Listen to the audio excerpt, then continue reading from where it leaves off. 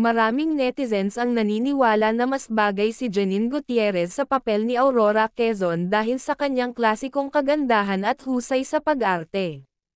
Ang kanyang angking karisma at dignidad ay tila akma sa personalidad ni Aurora Quezon, na isang matapang at eleganteng unang ginang.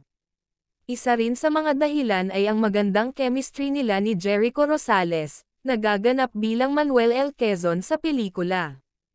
Bukod sa pisikal na pagkakahawig, may kakayahan si Janine na magbigay ng emosyonal na lalim sa kanyang mga karakter.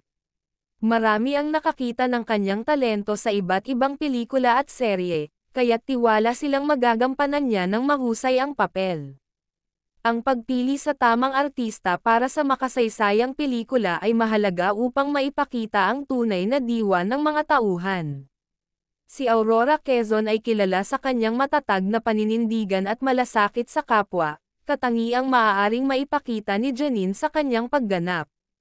Dahil sa husay ni Janine sa drama, marami ang naniniwalang magagampanan niya ng epektibo ang mga mahahalagang eksena sa buhay ni Aurora.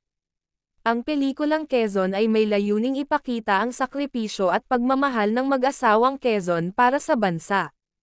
Kung si Janine Gutierrez nga ang gaganap bilang Aurora Quezon, tiyak na magiging mas kapana-panabik at makatotohanan ang pelikula.